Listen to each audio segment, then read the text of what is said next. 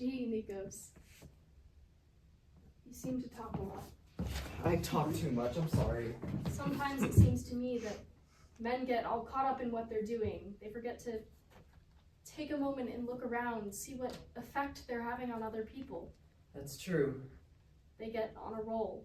I do that sometimes. I wish I didn't, but I get started on a sentence and then that leads to another sentence, and then the first thing I know, I'm just trying to work it through, the logic of it, and follow it through to the end. Because I think if I stop, or if I don't get through to the end before someone interrupts me, they might not understand what I'm saying, and what I'm saying isn't necessarily wrong. I mean, well, it might be, but not necessarily, and of course if it is, I'm happy to change my mind or get corrected, but I think if I get stopped on the way, I get confused, and then I don't remember where I was or how to get back to the end of what I was saying. I understand. And I think sometimes I scare people because of that. They think I'm just so determined, just barging ahead, not really a sensitive person.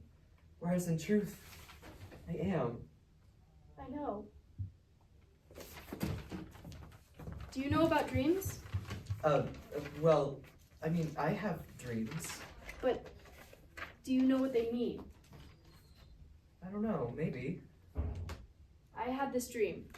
I was going to a wedding of these old friends of mine, and a part of the event, the sort of wedding event, was this enormous pond they had built. And I was late getting to the wedding, so I had somebody airlift me in.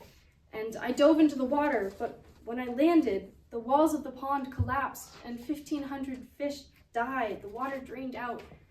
Everyone was looking for survivors, but I had to leave to get Yeltsin to the Museum of Modern Arts because I had to get to the gym.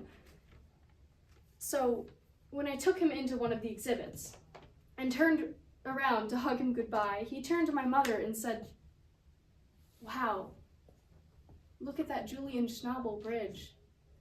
And there was this enormous sterling silver bridge designed by Julian Schnabel. So I walked my mother into the water to say goodbye to her, and this immense 25-story high tidal wave crashed over me and threw me up over the Julian Schnabel bridge. And then I was completely alone in the middle of the ocean. Until I realized I had the cell phone tucked into my undies.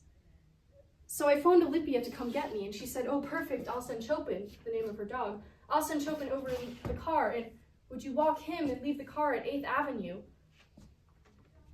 What do you think of that? I think things just happen so suddenly sometimes.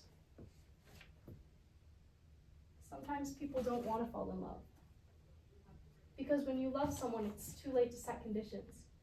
You can't say, "I'll love you if you do this," or "I'll love you if you change that." Because you can't help yourself. And then you have to live with whoever it is you fall in love with, however they are, and just put up with the difficulties you've made for yourself. Because true love has no conditions. That's why it's so awful to fall in love.